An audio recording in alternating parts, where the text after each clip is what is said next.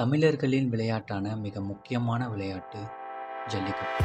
அந்த ஜல்லிக்கட்டோடைய புதிதாக கட்டப்பட்ட அரங்கத்தை முழுமையாக வீடியோவை பார்த்து தெரிஞ்சுக்கலாம். அலங்காநல்லூர்லேருந்து ஒரு 7 கிலோமீட்டர் தொலைவில் கீழக்கரை அப்படின்ற ஒரு கிராமம் இருக்குது. அந்த கிராமத்தில் தான் இந்த அரங்கத்தை கட்டப்பட்டிருக்காங்க. இந்த அரங்கத்தை முழுமையாக நம்ம பார்த்து தெரிஞ்சுக்கலாம். நீங்கள் அலங்காநல்லூர் வந்துட்டிங்கன்னா ஒரு 7 கிலோமீட்டர் தொலைவில் கலைஞர் நூற்றாண்டு அரங்கம் அப்படி இருக்கும். அப்படியே வலது பக்கத்தில் வந்தீங்கன்னா இந்த ஆர்ச் மாதிரி இருக்கும். இந்த ஆர்ச்சிலேருந்து ஒரு 1 கிலோமீட்டர் தூரத்தில் நாங்கள் போனோம். 1 கிலோமீட்டர் தூரத்தில் அந்த அரங்கத்தை நாங்கள் பார்த்தோம்.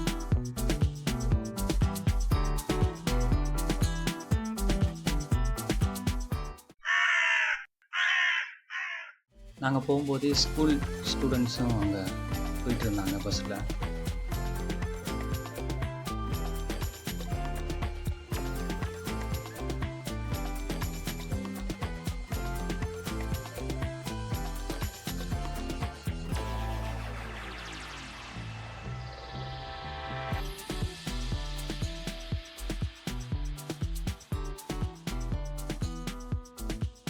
நாங்கள் உள்ளே போன உடனே கலைஞருடைய சிலை இருந்தது. அதுக்கப்புறமா வலது பக்கம் இடது பக்கமாக அறை இருந்தது.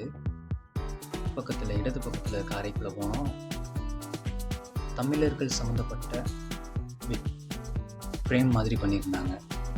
ஏறு தழுவுதல் பார்க்குறதுக்கு ரொம்ப நல்லா இருந்துச்சு. ஃப்ரேமில் ஏறு தழுவுதல் அதை பற்றின குறிப்புகள்லாம் இருந்துச்சு. அதை தமிழ்லையும் போட்டிருந்தாங்க, ஆங்கிலத்திலையும் போட்டிருக்காங்க.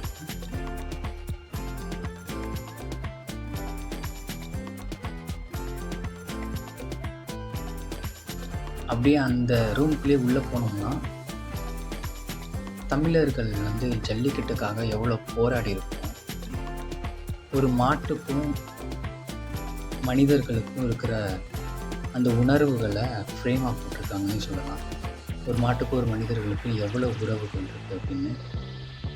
பொதுவாக தமிழ்நாட்டில் அதுவும் மாடு வளர்க்குறவர் பார்த்திங்கன்னா தன்னுடைய மாடை அவங்கள ஒருத்தராக தான் பார்ப்பாங்க. அந்த மாட்டுக்கு ஒரு நாளைக்கு 500லேருந்து 1000 ரூபாய் வரைக்கும் செலவு பண்ணுவாங்க அதுக்கு உணவுக்காக. அப்போது வருடத்தில் அப்பப்போ நடக்கக்கூடிய ஜல்லிக்கட்டுக்காகவே வளர்க்கப்படுற அந்த காளைக்கு எவ்வளோ செலவு பண்ணுவாங்க. அவ்வளோ செலவு பண்ணியும் ஒரு வாடி வாசலுக்குள்ளே ஜல்லிக்கட்டை இறக்கணும் அப்படின்னு நினைக்கிறாங்கல்ல, அந்த மாடை வாடிக்குள்ளே இறக்குறது அவங்களுக்கு ஒரு பெருமை தான் அப்படின்னு சொல்லணும். இதில் ஒரு மாட்டை வளர்க்குறவங்களுக்கு ஒரு வாடிக்குள்ளே இறக்குறதுனால அவங்க லாபம் அவங்களுக்கு அந்த பரிசு பொருட்களால் லாபம் எதுவும் கிடைக்கும். அது அவங்களோட பெருமை, அது அவங்களுடைய அடையாளம். அதுக்காகவே இங்கே தமிழ்நாட்டில் ஏகப்பட்ட இடங்களில் மாடுகள் வளர்க்கப்படுது.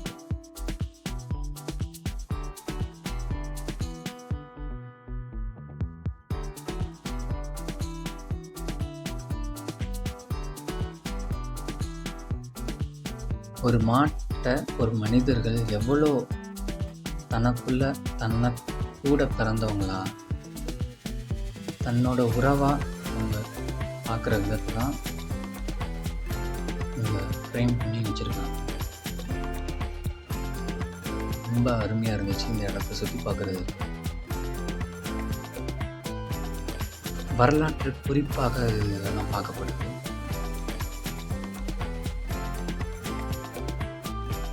காலங்காலமாக தமிழர்களுடைய விளையாட்டாகவும் இதை சொல்கிறாங்க.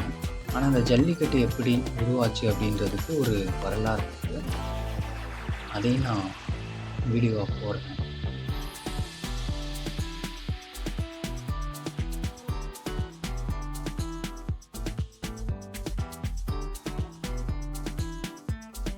கல்வெட்டுகள் மாதிரி ஃப்ரேம் பண்ணி வச்சுருந்தாங்க. இதில் பழைய புகைப்படங்கள்லாம் பார்த்தோம். அலங்காநல்லூரில் மற்ற இடங்களில் நடக்கக்கூடிய பழைய புகைப்படங்கள், ஜல்லிக்கட்டு எப்படி நடந்துச்சுன்ற புகைப்படங்கள்லாம் அதை ஃப்ரேம் பண்ணி வச்சுருந்தாங்க. அது ரொம்ப நல்லா இருந்துச்சு.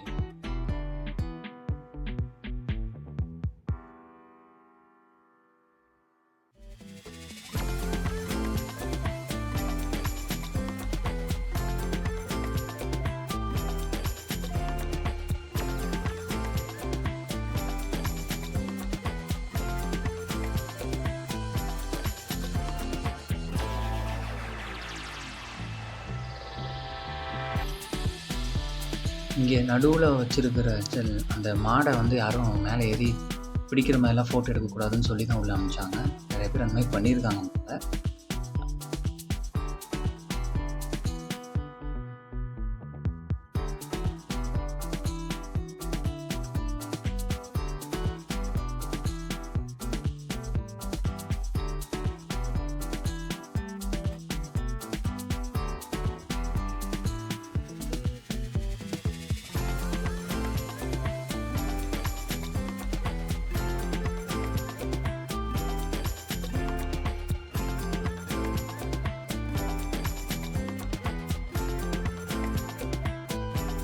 அப்படியே அந்த அறையிலேருந்து வெளியில் வந்தோம்னா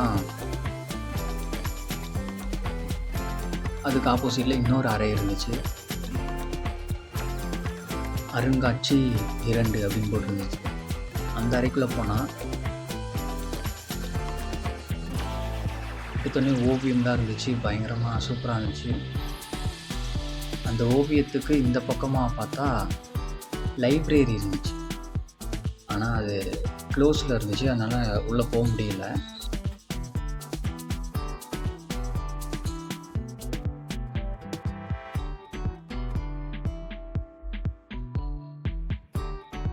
லைப்ரரியை தாண்டினோடனே லைப்ரரி பக்கத்தில் அதே மாதிரி ஃப்ரேம்ஸ்லாம் இருந்துச்சு.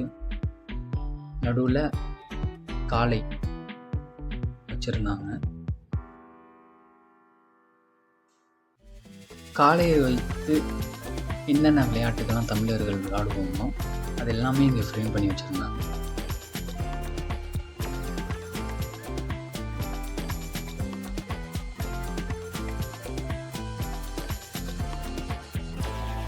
இந்த அரங்கம் பார்க்குறதுக்கே ரொம்ப நல்லா இருந்துச்சு. அந்த அரங்கத்துக்குள்ளே போனோடனே நம்ம தமிழை பற்றி, தமிழுடைய அடையாளங்களை பற்றி நிறைய விஷயங்கள் தெரிஞ்சுக்கிற, அந்த விளையாட்டுக்களை பற்றி நிறைய விஷயங்கள் நம்ம தெரிஞ்சுக்கலாம் அப்படின்ற ஒரு இடமா நான் பார்த்தோம். ரொம்ப நல்லா இருந்துச்சு. அப்படியே அது பக்கத்தில் திரையரங்கம்.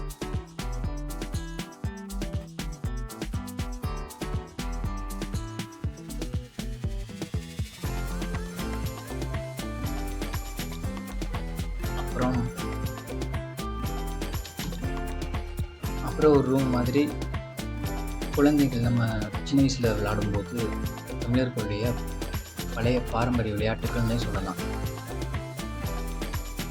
அது எல்லாமே ஓவியப்படுத்தி வச்சுருந்தாங்க.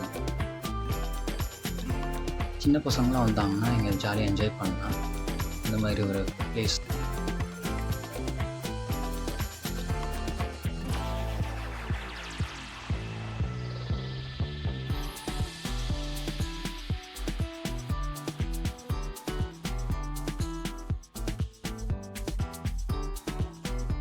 அப்படியே இதெல்லாம் கடந்து நம்ம வெளியில் வந்தோம்னா விளையாடக்கூடிய மைதானத்தை நம்ம பார்த்துருவோம்.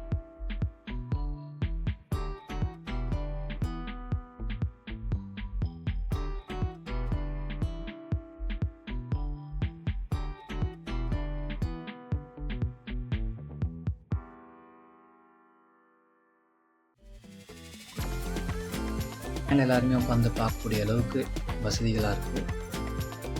எங்கே உட்காந்தாலுமே மாடை ஜல்லிக்கட்டை பார்க்கலாம். அந்த மாதிரி தான் இருந்துச்சு. நாங்கள் பார்த்தோம், எங்கள் எல்லா பக்கம் உட்காந்து பார்த்தோம், மாடை பார்க்குற மாதிரி இருந்துச்சு. இங்கே மஞ்சக்கொடி இது வரைக்கும் தான் அங்கேருந்து மாடை அடக்கிட்டு வரணும். மாடு வந்து இந்த வாடிக்கு அந்த பக்கமாக வரிசையாக நிறுத்தப்பட்டிருப்பாங்க. நாங்கள்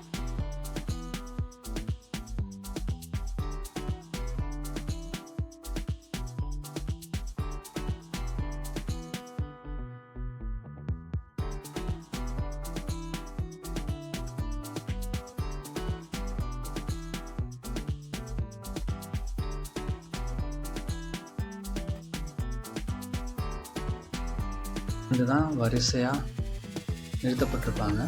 மாடு இங்கே வரிசையாக நிற்கும்போது மருத்துவர்கள் வந்து, கால்நடை மருத்துவர்கள் வந்து இந்த மாட்டை வந்து பரிசோதிப்பாங்க. அதுக்கப்புறமா தான் மாட்டை வாடிக்குள்ளே விடுவாங்க. அந்த மாடு வந்து நல்ல நிலையில் இருக்கா அப்படின்னு பார்த்து செக் பண்ணிட்டு தான் வாடிக்குள்ளே விடுவாங்க. ஆன்லைன்லேயே புக் பண்ணிடுவாங்க. ஆன்லைனில் டோக்கன் மாதிரி போட்டுருவாங்க. அந்த டோக்கன் படி வரிசையாக தான் களத்தில் மாடை வாடியில் இறக்குவாங்க.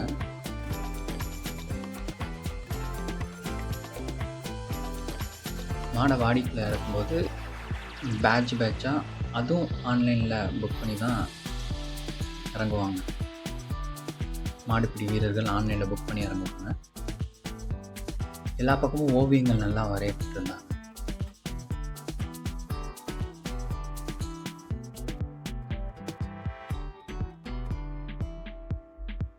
மேலே உட்கார இடங்கள்லையுமே ஓவியங்கள் சுற்றி வரையப்பட்டிருந்துச்சு.